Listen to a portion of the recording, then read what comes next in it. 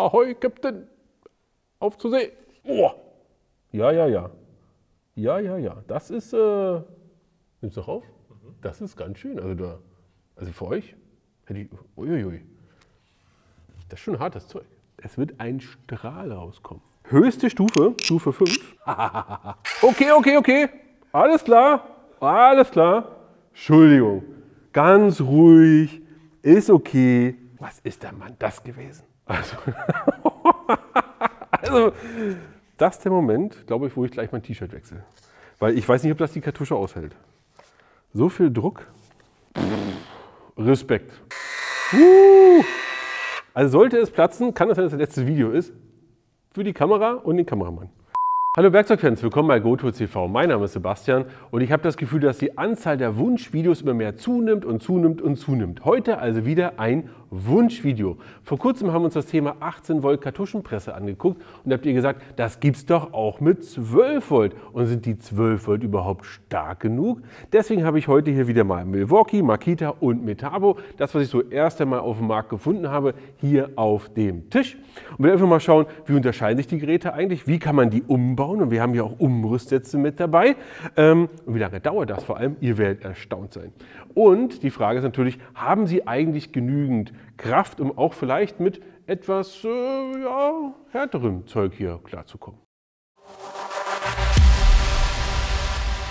Ich möchte nochmal wiederholen, was ich in meinen anderen Kartuschenpressen-Videos gesagt habe. Jeder braucht eine Kartuschenpresse, wenn er regelmäßig mit diesen Geräten arbeitet. Und ja, ich weiß, viele von euch arbeiten auch gerne mit der Handquetschen. Ich persönlich nicht. Ganz einfach. Ganz einfach. Welche Geräte haben wir denn hier eigentlich? Beziehungsweise erstmal, wie viele haben wir denn hier eigentlich? Wir haben nicht 1, nicht 2, nicht 3. Nee. Wir haben sondern 4, da kommen wir noch zu, und sogar 5 Geräte hier auf dem Tisch. Ja. Fangen wir mal hier beim Makita an. Wir haben die 12CG100D. Wir haben von Metabo die KPA 12400 und wir haben von Milwaukee die PCG 400A, den 310A, wir haben den 400A und den 600er hier sogar. Das ist mal ein ganz schöner Oschi hier, oder? Kommen wir zum Thema Preis. Und eigentlich ist es wurscht, weil die kosten eigentlich alle dasselbe, weil es ist alles im selben Preisrange. Fangen wir mal anders an. Und zwar, das hier kann man auch hier vorne draufschrauben. Dann ist es die PCG 400. Ja, dann ist die 400er. Dann kostet das Ganze 160. Das ist die günstigste Variante. Dann haben wir hier die 600er mit 170, glaube ich. Dann haben wir das Ganze hier als 310, wo man eine normale Kartusche einfach so reintun kann. Hier, so, zicke, zacke. Das kostet schon 190 Euro. Ist halt so, ja, 190 Euro. Bei Makita hier sind wir auch bei 190 Euro und bei Metabo sind wir bei 180. Wie immer findest du das Ganze hier unten im ehrlichen Preisvergleich verlinkt und da findest du auch Folgendes, nämlich wir haben es hier so gemacht, dass wir nicht ein neues Gerät gekauft haben, sondern wir haben eine 400er mit einem Umrüstsatz zu einer 310er quasi gemacht. Ja? Auch diesen Umrüstsatz findest du unten im ehrlichen Preisvergleich. Gleich gucken wir uns die Geräte an, wir werden sie natürlich auch gleich testen, aber erst einmal hier die technischen Daten. Und da sind nur 3 Dinge eigentlich wichtig. Nummer 1, wie viel Volt haben Sie? 12 Volt, das ist eigentlich ziemlich simpel gewesen bis jetzt. Nummer 2, welche Kartuschen- oder Beutelgröße passt rein? Auch ganz einfach, das, was der Name eigentlich sagt. Ja, hier beim 600er die 600er Beutel, die 400er Beutel, die 310er Kartuschen und so weiter und so fort. Easy. Aber wie viel Kraft haben Sie? Das ist die Frage. Und hier ist es so, dass wir bei Milwaukee knapp 1800 Newtonmeter haben, die das nach vorne treibt. Also 1800 Newtonmeter ist schon, also finde ich schon ganz schön viel. Aber wir haben hier bei Makita 4400 Newtonmeter, die das Ganze hier hinten drückt, und bei Metabo sogar 5000. Ja?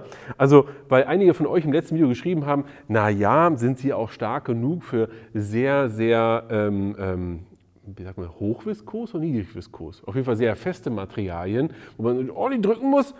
5000 Wir werden es ja gleich auch mal ausprobieren, aber ich glaube, das reicht, oder? Wenn nicht, schreibt mal unten in die Kommentare, was sind eure Empfehlungen oder Erfahrungen. Bevor wir sie gleich testen, schauen wir sie uns doch mal an.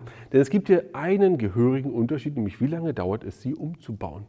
Aber erstmal eine Sache, die ich super spannend finde, ist, alle sind super ausbalanciert. Das heißt, wenn man den Schlitten nach hinten zieht, dann stehen die alle. In dem Moment, wenn ihr hier was reinstellt, keine Chance. Ja, dann ist hier vorbei. Also ich glaube, selbst wenn du das hier nach vorne schiebst, ist jetzt dann, glaube ich, steht das hier noch. Gerade so. Das klappt aber nicht mit allen. Dann schauen wir uns jetzt mal erstmal die Milwaukee-Geräte an und nehmen das hier mal beiseite. Ihr seht hier an den Geräten, gibt es allgemein immer recht wenig zu beachten. Also wir haben hier unser Gerät, wir haben hier kein Licht dran, kein nix, kein gar nichts. Hier hinten ist die Batterieanzeige. Ja, das müsste auch eigentlich funktionieren. Ja.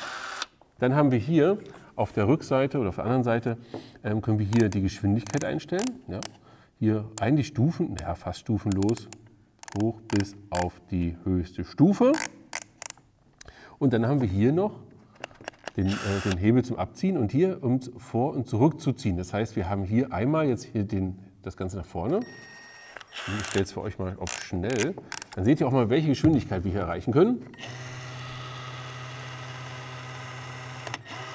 Das ist schon ganz schön schnell. Und wenn ihr es jetzt zurückziehen wollt, jetzt hier geht das Ganze nicht, ist verriegelt, dann einfach hier den Hebel hier drücken, klick und können wir es zurückziehen oder auch nach vorne, je nachdem, wo ihr es gerade hinziehen wollt. Und hier ist es so, dass alle Geräte gleich sind. Der 310er, der 400er und der 600er, die unterscheiden sich überhaupt nicht in keiner Art und Weise. Hier bei Milwaukee ist es so, dass du, je nachdem welches du kaufst, 310, 400 oder 600, ja, hier 400, hier 600, entsprechend den Aufsatz schon auf dem Gerät hast, den du kaufst. Du hast aber auch die Möglichkeit, einen Wechselaufsatz zu kaufen, wie bei uns in unserem Fall. Da haben wir jetzt hier den 310er Aufsatz gekauft. Und wie baust du das Ganze um? Das ist die Frage. Relativ simpel. Du hältst das hier fest, schraubst das ab. Dann hast du hier eine Schraube, die löst du einfach nur, die hier abnehmen.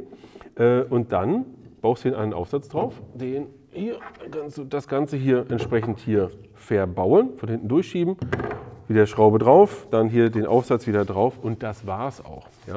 Also es geht relativ schnell, also mit einer Schraube bist du da dabei. Wir werden gleich sehen, andere Hersteller können das besser.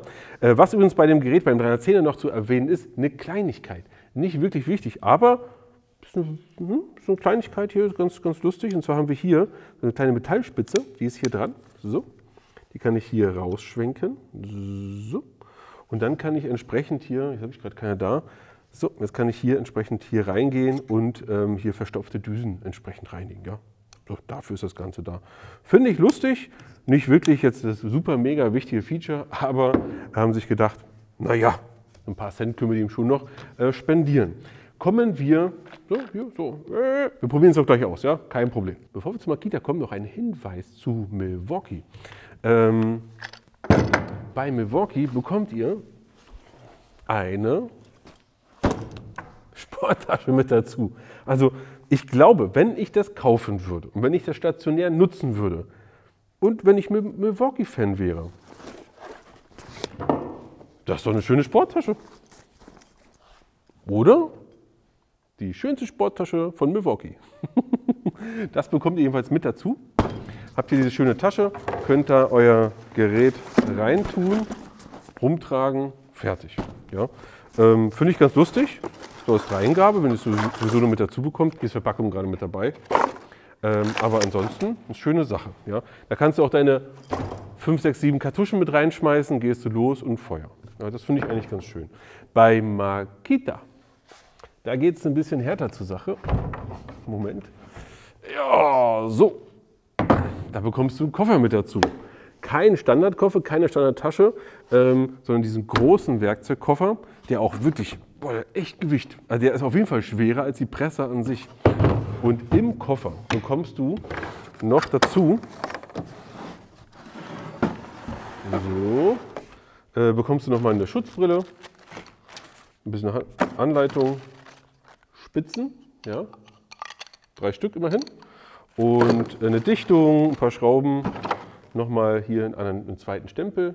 Jo, kann man nichts sagen. Das heißt also, für den Preis von 190 € bekommst du immerhin schon mal einen großen Koffer mit dazu. Und wenn du ein Koffermensch bist, ist das vielleicht auch genau das richtige Gerät für dich. Aber Makita hat sich eine Sache so gedacht. Was kann ich tun, um den Wechsel zwischen Kartuschen und Folienbeutel so unattraktiv wie möglich zu machen? Was kann ich denn da tun? Was ist denn da alles möglich? Und wie man bei Makita sieht, ist eine Menge möglich. Das heißt also, um das umzubauen, erst einmal ist es nicht werkzeuglos. Ist es bei Milwaukee auch nicht, aber hier eine Schraube. Gucken wir mal bei. Gucken wir mal hier. Erstmal machen wir das hier ab. Nee, wir machen das so ab. So. So, dann lösen wir hier Schraube Nummer 1, Schraube Nummer 2, Schraube Nummer 3, Schraube Nummer 4, bauen das hier komplett ab. Also alles, was hier ist, diese gesamte Platte, bauen wir ab. Dann ist die Platte ab, dann ist dieses Teil ab. Das hier ist dann komplett ab. Dann lösen wir diese Schraube hier. Also Schraube Nummer 5, hier 5. Schraube, da lösen. Eine Ewigkeit später. Dann können wir das Ganze hier rausziehen. Und dann geht das Ganze von vorne los. Dann stecken wir das wieder rein, dann machen wir wieder die 4 Das machst du einmal. Ich glaube, derjenige, der sich das hier kauft und der beide Arten regelmäßig nutzt, also Beutel und Kartuschen, der kauft sich 2. Also das hier jedes Mal hin und her zu bauen, das macht doch keiner. Also Wahnsinn. Ansonsten gucken wir uns das Gerät mal an, nachdem ich es jetzt zurückgebaut habe. Ich sage nicht, dass das Gerät schlecht ist, aber ganz im Gegenteil. Aber so lange umbauen, wer will denn das? Will doch keiner. So. Dann ist es so, wir haben hier unser Gerät. Auch hier haben wir bestimmt, genau, hier haben wir Akkuanzeige direkt hier am Akku, hier unten. So, da können wir drauf drücken. Wunderbar. Haben wir den typischen Makita-Griff. Hier können wir entsprechend das abziehen. Wir haben hier keinen, wir haben hier den Rechts-Links-Lauf, hier rechts. Und dann haben wir hier den zweiten nochmal auf der Seite. Das hier verriegelt aber nur. Nee, das verriegelt nicht. Ach so, doch, das verriegelt. Und zwar, ich kann hier nicht mehr drauf drücken. So war das. Das verriegelt. Und ich kann jetzt aber Folgendes machen. Ich kann jetzt hier das auch wieder so einstellen, wie ich es gerade brauche. Entweder raus und leer oder ich habe eine halbvolle Kartusche. Da kann ich schon mal randrücken, damit ich schneller wieder arbeiten kann. Hier hinten habe ich die Möglichkeit, meine Geschwindigkeit einzustellen. Ja, hier auch stufenlos, hier von 1 bis 5. Ja, mehr ist es eigentlich nicht. Bim, bam, bum. Und dann geht es auch schon los. Mit 4400 Newtonmeter. Glaubt man gar nicht, oder? Mann. Ansonsten ein handliches, schönes Gerät, kann man nicht sagen. Kommen wir gleich zum Test, keine Sorge. Aber erstmal Metabo KPA12. Er sieht so ein bisschen aus, als wenn hier so ein kleines seitliches Triebwerk ist und wir damit ganz schnell auf Lichtgeschwindigkeit sind. Also das ist schon ein bisschen andere Konstruktion, aber Metabo, bevor wir uns das Gerät angucken, machen wir es hier genauso. Metabo hat sich gedacht, nee, nix Werkzeug und nix langsam, sondern hier bekommen wir auch wieder für die 400er Folienbeutel das Ganze mit dazu. Oder hier den Aufsatz mit dazu, aber das Ganze ist hier mega durchdacht von der Zeit her. Nämlich, du machst Folgendes, du hältst hier fest und machst das ab. Das kann man schon mal machen. So, kein Werkzeug bis jetzt. So, wir nehmen das ab, dann nehmen wir das hier, packen das einfach nur hier drauf, klick, ja. Jetzt auch drehen, von oben, klick. Dann nehmen wir das hier, fügen das hier ein. So, halten das fest. Einfach drauf. Beutel rein, drauf, Feuer. Und das ist wirklich durchdacht und wirklich gut, muss ich sagen. Ich finde es auch super, dass es hier vorne gummiert ist. greift sich dadurch, finde ich, sehr schön. Das heißt, also wenn ich jetzt hier meinen Hut setze, kann ich hier auch wunderbar das nochmal anfassen, auch zum Bearbeiten und so. Das ist schön gummiert, echt gut. Also wirklich, wirklich schön. Das Einzige, wir bekommen keine Beutelspitzen mit dazu. Also hier ist es ja so, es gibt ja klassischerweise, nimmt man ja Wegwerfspitzen. Die normalen, die ihr hier dazu bekommen, will ich sowieso immer weghauen. Da hat Metabo sich gedacht, lass er weg. Gibt es gar nicht. Ja? Also das ist nicht mit dabei. Aber bei Silikon ist ja Quatsch. Also bei den normalen Kartuschen hast du dabei und für Beutel kannst du dir die ja auch entsprechend als in Massen kaufen. Das Ganze wunderbar und wunderschnell. Hier ist es so, du hast hier keinen Rechts-Links-Lauf, irgendwas, muss keine Taste drücken, um das hier vor und zurückzuziehen.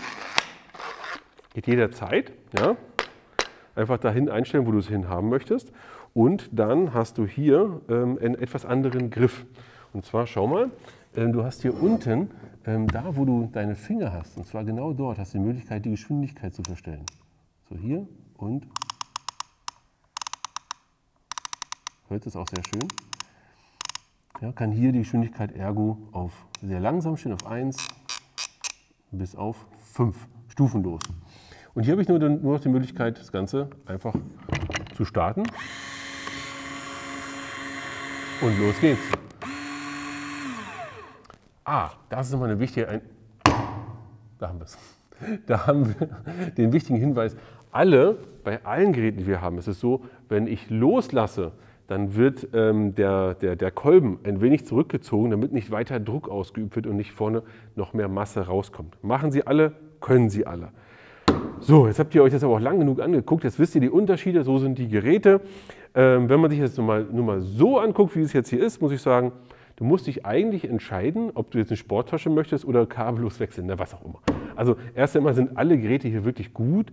Was deine Präferenzen sind, schreibt das mal ruhig unten in die Kommentare. Jetzt machen wir mal Folgendes. Wir nehmen jetzt einfach mal ein Stück Pappe und gucken einfach mal, wie schnell kriegen wir hier Silikon draus. Okay, jetzt haben wir hier unsere ganz normale Standard-Silikonkartusche drauf und wir werden sehen, das funktioniert super. Jetzt kommt der Test. Unser Kameramann hat nämlich Angst. Ich mache jetzt Folgendes, und zwar Harakiri. Höchste Stufe, Stufe 5. Und jetzt ist die Frage, was passiert, wenn wir auf der höchsten Stufe hier mal draufdrücken? Ihr werdet sehen, wir brauchen hier mit der Kamera gar nicht runtergehen. Es wird ein Strahl rauskommen.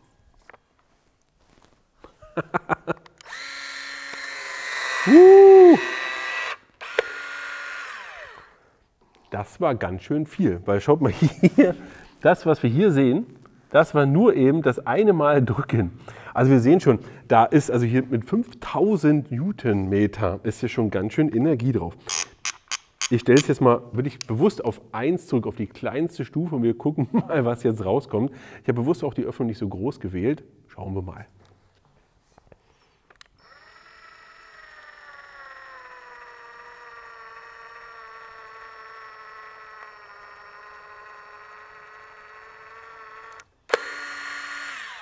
Wunderbar. Also das geht wirklich, wirklich gut und lässt sich auch wunderbar dosieren. Ich habe jetzt ganz bewusst jetzt mal ein bisschen langsamer gemacht, mal ein bisschen schneller. Der große Vorteil von diesen Kartuschenpressen ist es ja, dass ihr gleichmäßig über eine sehr lange Zeit eine ordentliche Nut ziehen könnt.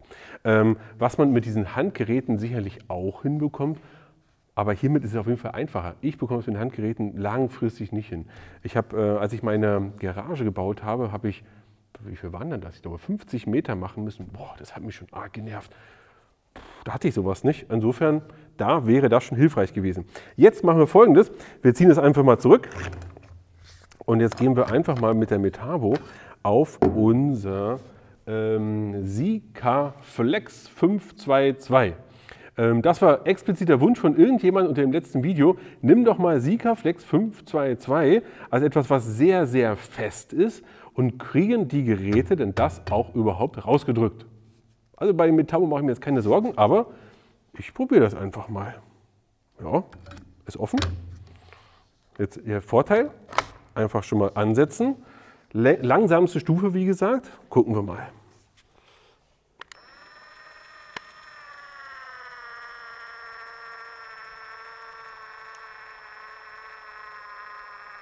Ja, es kommt, es kommt, es kommt und da ist es.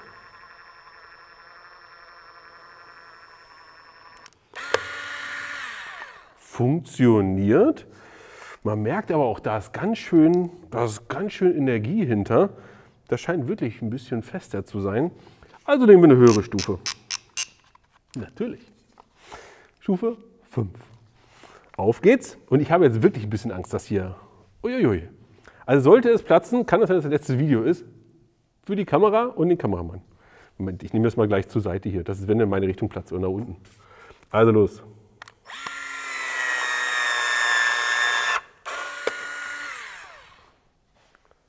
Damit wäre der Beweis erbracht, ja, dass das echt gut funktioniert.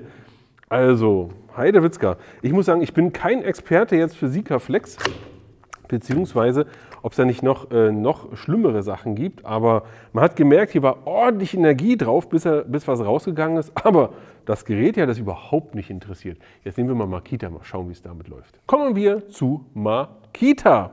Hier derselbe Test, auch wieder normales Silikon. Und wir machen das gleich mal richtig, ja, hier wieder höchste Stufe, Stufe 5, was hier so geht. Und legen mal los. Okay. Alles klar. Entschuldigung. Ganz ruhig. Ist okay. Alles gut. Wir kriegen das hin. Was ist der Mann das gewesen? Ich habe extra ein bisschen langsam gemacht. Was war das denn? Ja. Naja. Also das sollte dir in deinem Bad nicht passieren. Wir nehmen mal die kleinste Stufe. Und los geht's.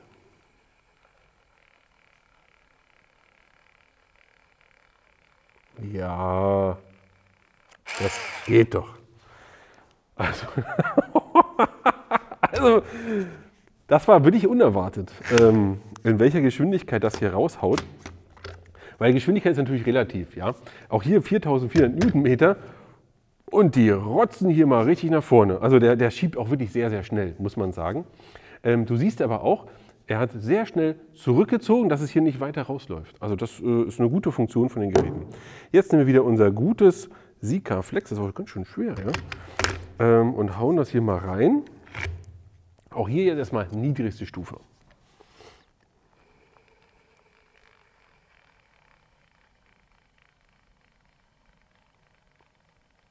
Ja, funktioniert. Alles klar. Kennt mich ja. Natürlich. Da er eben so schnell war, ist das der Moment, glaube ich, wo ich gleich mein T-Shirt wechsle. Weil ich weiß nicht, ob das die Kartusche aushält. So viel Druck. Oh Gott. Ich habe ein bisschen Angst. Okay. Ja. Okay, ich habe mich schon gefragt, wie es läuft. Da ist es. Zu hoher Gegendruck. Jetzt kam die Lampe nämlich einmal, oder die Leuchte, die hier anzeigt, vielleicht ein bisschen übertrieben. Ja? Wir stellen auf 4 zurück. Aber auch interessant, dass Metabo gesagt hat, hab gar keine Lampe. Auf geht's. So, Stufe 4.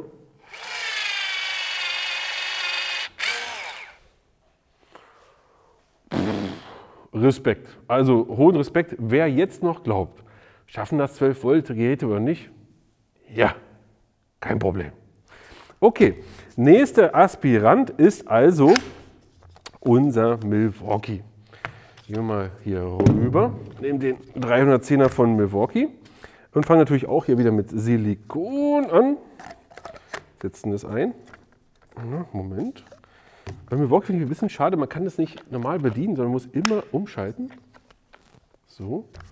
Und hier ist es ein bisschen hakelig beim Einsetzen. Und Stufe 1. Stufe 1, Silikon. Auf geht's. Hallo, passiert hier noch was? So, nochmal.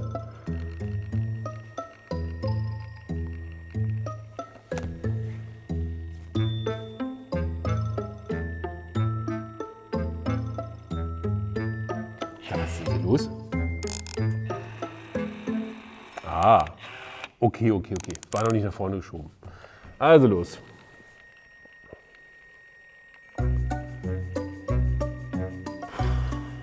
Jo.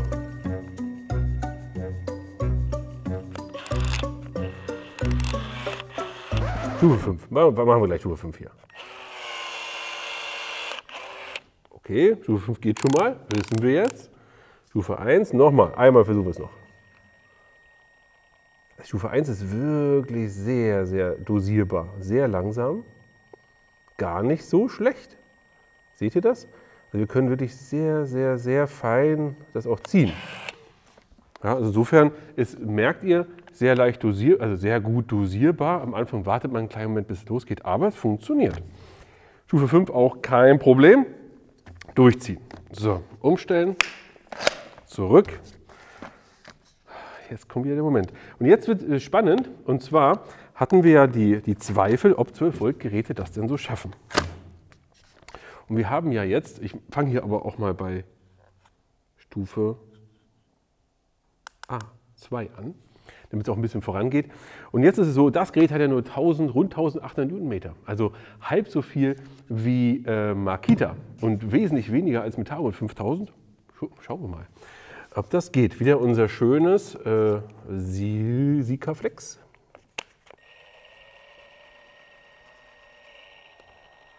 Ja, schaut mal, schaut mal, schaut mal.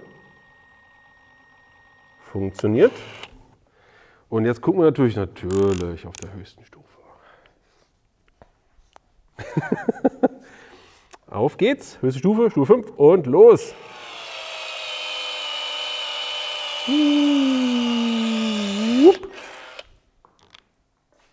Naja, ihr seht aber, auch das funktioniert. Ohne Probleme. Also selbst hier 1800 Newtonmeter hat dafür völlig gereicht. Und wenn du noch irgendeinen Zweifel hattest, na, sich ein bisschen verhakt jetzt hier. Ich kriege es nicht umgestellt. So, wir haben unser Problem gelöst und das lag im Wesentlichen daran, dass sich hier in der Kartusche der Stempel ein bisschen verhakt hat. Deswegen konnte ich es nicht zurückziehen. Ich habe einfach, aber relativ simpel gelöst, hier auseinandergeschraubt, wieder zusammen und schon geht das Ganze wieder. So, jetzt haben wir unsere 3 Geräte hier. Auf jeden Fall ist der Beweis erbracht. Es funktioniert. Und ich sage mal, mit Sikaflex geht es, wenn ihr eine Idee habt, was jetzt noch schlimmer ist als das, also was vielleicht die Milwaukee auf jeden Fall mal in die Knie zwingen könnte, dann schreibt es gerne mal unten in die Kommentare. Aber wir haben gesehen, auch 1800 Newtonmeter reichen. Wir haben auch gesehen, Makita wird es hart wissen auf Stufe 5 und ballert hier nur so raus. Und Metabo macht auch einen guten Job. Mich würde sehr interessieren, was eure Meinung zu den Geräten ist. Unten in die Kommentare bitte schreiben. Ich persönlich finde alle super. Ich begrüße sehr bei Metabo, dass man so schnell wechseln kann. Ich selbst bin aber eher so der Kartuschenmensch, weil ich nicht so der Profi bin, der häufig mit Folienbeutel arbeitet. Die werden das vielleicht anders sehen, aber die sollen es auch bitte einfach in die Kommentare schreiben. Jetzt würde ich erstmal sagen, ja, ran an die Kartusche und bis zum nächsten Mal.